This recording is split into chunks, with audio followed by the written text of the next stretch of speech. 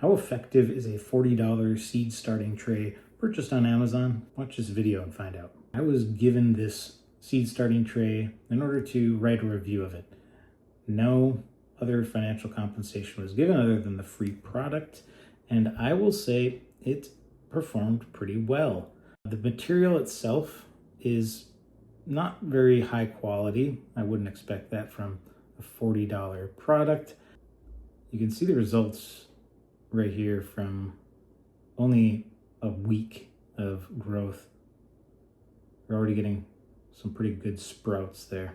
They each have their own independent control.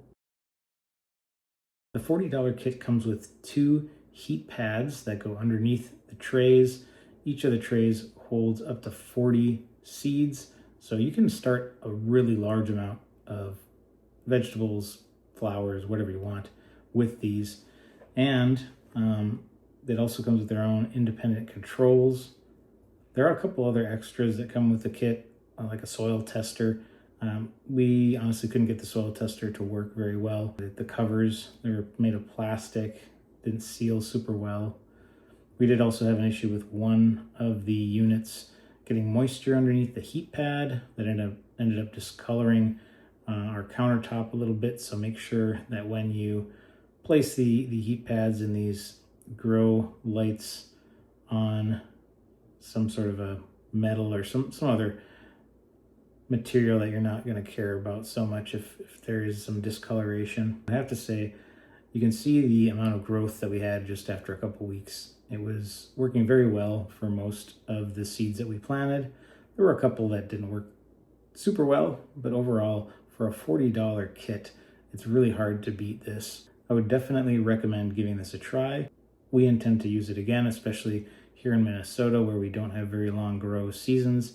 It's always a smart idea to get those seeds started in the early spring so you can plant them, transfer them outside in the summer. I hope you enjoyed this video, and if you did, let us know if there are any questions or comments you have about this grow light system. You can see here the result of our tomatoes that we started in the seed starting tray. We transferred them first to a smaller pot than the ones that you're going to see here outdoors right now, but we transferred them to a slightly larger pot than what they were in on those pods for about a month, and kept them indoors until about mid-May. That's when it got warm enough for us to transfer them outside here in Minnesota. We're now in the middle of July, and you can see these tomatoes are doing very well. We've actually had a couple that we've harvested already.